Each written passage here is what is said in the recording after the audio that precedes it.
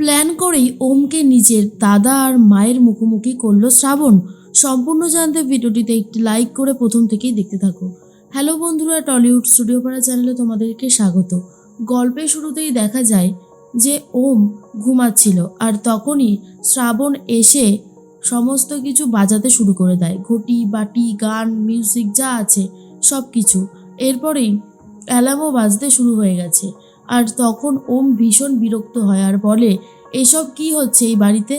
আমি কিন্তু এগুলো মোটেই সহ্য করতে পারছি না, বন্ধ করো এগুলো, বন্ধ করো বলছি। তখন কেউই আর বন্ধ করছে না, উল্টে আরও বেশি করে বাজাচ্ছে। ওম তখন বলে, তোমাদের দাবিটা ঠিক কী আমাকে বলো। শ্রাবণ বলে, দাবি? সে তো অনেক কিছুই আছে, বলবো আমার কি দাবি আছে, দাঁড়ান আপনাকে দেখাচ্ছি। এই বলেই বাজারের ব্যাগটা আর ফর্দটা নিয়ে চলে আসে আর বলে, নিন ওমবাবু, এই যে এই হলো বাজারের ফর্দ আর এই হলো ব্যাগ, চটপট করে বাজার থেকে এই জিনিসগুলো নিয়ে আসুন দেখি। ওম তখন বলে, অসম্ভব, আমি এই সমস্ত জিনিস আনতে পারবো না, আমার পক্ষে এগুলো নিয়ে আসা সম্ভব না। আচ্ছা শ্রাবণ, তুমি কি এবারে আমাকে জোর করবে? শ্রাবণ তখন বলে, দেখুন মিস্টার ঘোষ, আমি তো আপনাকে জোর করতে চাই না, কিন্তু কি করব বলুন। আপনি যদি নিজের জিনিসটা নিজে না করেন তাহলে তো আর অন্য কেউ করবে না। রুল ইজ রুল, রুল সবার জন্যই একই, আপনার জন্য সেই রুল কি করে ভাঙবো? কাকাই তখন বলে, সেই তো আমরা শ্রাবণের সমস্ত কথা শুনছি আর তুই শুনবি না? না না, এইটা হবে না, তোমাকে আনতেই হবে, যাও গিয়ে ভাইপো নিয়ে এসো। এরপরে ওম বলে, উফ বিরক্তিকর, আজকে তো আমার বাজার করতে যাওয়ার দিন না।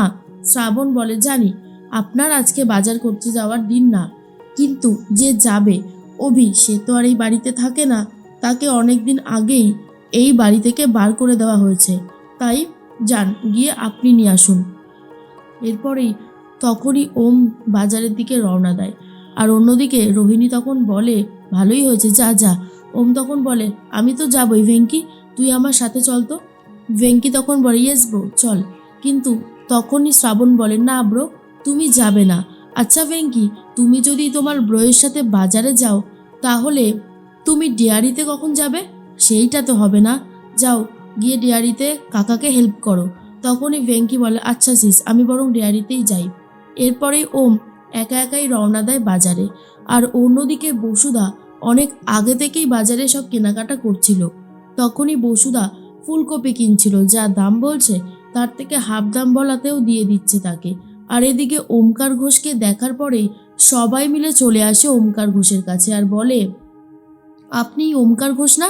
কি লাগবে বলুন স্যার, আমার কাছে ভালো চিংড়ি মাছ আছে, বাড়িতে গিয়ে চিংড়ি মাছের মালাইকারি করবেন বা লাউ চিংড়ি করবেন, আসুন আসুন আমাদের দোকানে আসুন।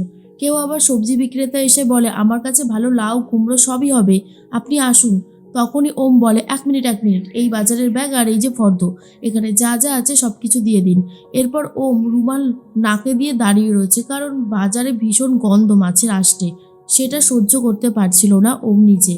আর অন্যদিকে দেখা যায় যে শ্রাবণ ঠিক তখনই ওমকে ফোন করেছে আর বলে, এই যে মিস্টার ঘোষ, বাজারের ব্যাগ আর ফর্দ অন্য কারোর হাতে দিয়ে দাঁড়িয়ে থাকবেন না, দেখে নেবেন ভেন্ডিটা ভেঙে দেখে নেবেন কচি কিনা, লাউয়ে নখ বসিয়ে দেখবেন কচি কিনা, ফুলকপিটা দেখে নেবেন, সব কিছু দেখে নিজে যাচাই করে আনবেন, বুঝতে পেরেছেন তো? তখনই ওম বলে, তুমি কি করে জানলে? তুমি কি আমাকে ফলো করছো? তখনই শ্রাবণ বলে, দূর, আপনার মতন মানুষকে আবার ফলো করা লাগে নাকি? আপনি তো এমনিতেই এই রকম করবেন সেটা আমি জানতামই, যান যান সব কিছু বুঝে শুনে নিয়ে আসুন, বলেই ফোনটা কেটে দেয়। রোহিণী বলে, তুমি দাদাভাইকে ঠিক চিনেছো, দাদাভাই হয়তো এতক্ষণে ফর্দ আর ব্যাগ অন্য কাউকে দিয়ে রিল্যাক্সে দাঁড়িয়ে দাঁড়িয়ে বাজার করছিল হয়তো, তুমি আমার দাদাভাইকে খুব ভালোবেসে ফেলেছো তাই না বৌদি ভাই? তখনই শ্রাবণ বলে, কি যে বলো, ওরকম একটা বদমেজাজি মানুষকে আবার কেউ কখনো ভালোবাসতে পারে নাকি তাই? তখন রোহিণী বলে, তাহলে যখন গুন্ডারা দাভাইকে মারছিল তুমি ওইভাবে দাভাইয়ের কাছে ছুটে গেলে কেন? তখনই শ্রাবণ বলে, এসব কথা থাক না রোহিণী। রোহিণী বলে, কেন থাকবে কেন বৌদি ভাই, তুমি তো বলেছিলে ভালোবাসার মানুষটাকে জোর করে আগলে রাখতে হয়, না হলে সে এমনিতেই চলে যাবে। আর তখনই ওমের কথাই বারবার ভাবতে থাকে শ্রাবণ। এর মধ্যেই বসুধা তো সব কিনছিল, হঠাৎ করেই লক্ষ্য করে ওম বাজারে এসেছে। আর যখনই ওমকার ঘোষকে সবাই ঘিরে ধরেছিল তখনই বসুধা দেখে নিয়েছে যে ওমকার ঘোষ বাজারে এসেছে। তখনই দূর থেকে মনে মনে বলতে থাকে, হে ঈশ্বর, আমার কি কপাল, আমার ছেলে এখানে দাঁড়িয়ে তবুও আমি তার কাছে গিয়ে তাকে বুকে জড়িয়ে ধরতে পারছি না। এতটাই অভাগা আমি রয়েছি, আর কি বলবো, এত কষ্ট হচ্ছে।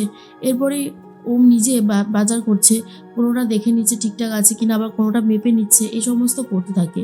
আর তখনই ওমের এদিকে বাজার করা কমপ্লিট, সবজি বাজার করা। তারপরে মাছের দোকানটা কোন দিকে সেটা জিজ্ঞেস করে।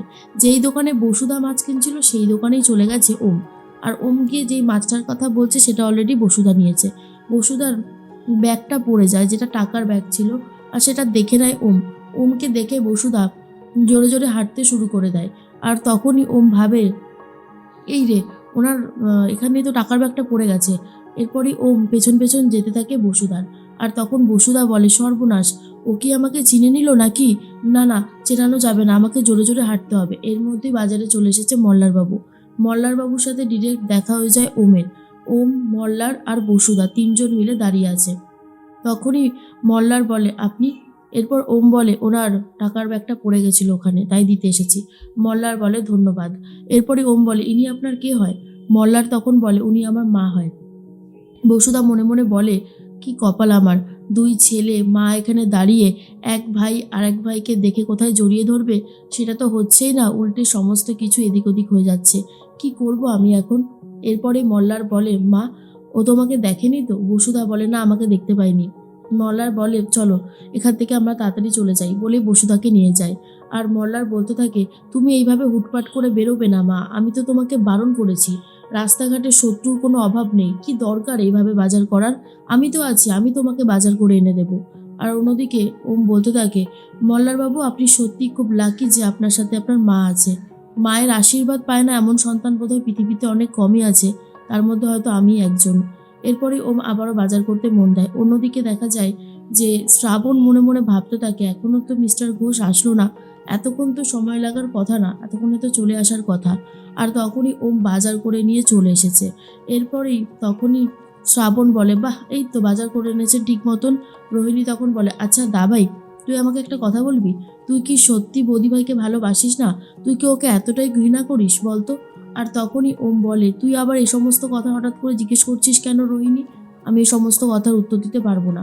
রোহিণী তখন বলে, বলি না, তোর কাছ থেকে উত্তরটা জানাটা খুব দরকার। এরপরেই ওম বলে, আমি বলতে পারবো না বললাম তো। রোহিণী বলে, কাউকে যদি ভালোবাসিস, ভালোবাসার কথা বলে কেউ ছোট হয়ে যায় না রে দাভাই। বলেই রোহিণী ওপরে চলে যায়। অন্যদিকে বসুধা মল্লারকে বারণ করে ঘোষবাড়ির সর্বনাশ করতে, কিন্তু মল্লার তখন বলে, না মা, সেটা হবে না। অলরেডি আমি অনেক দূর এগিয়ে গেছি, সেখান থেকে পিছিয়ে আসার কোনো মানেই হয় না, আর আমি সেখান থেকে পিছিয়ে আসতে পারবেও না। আমাকে যা করার এখনই করতে হবে, বলেই গাড়ি নিয়ে ডিয়ারির দিকে চলে যাচ্ছে। বোঝাই যাচ্ছে আবারও ঘোষবাড়ির সর্বনাশ করতে উঠে পড়ে লেগেছে মল্লার ঘোষ।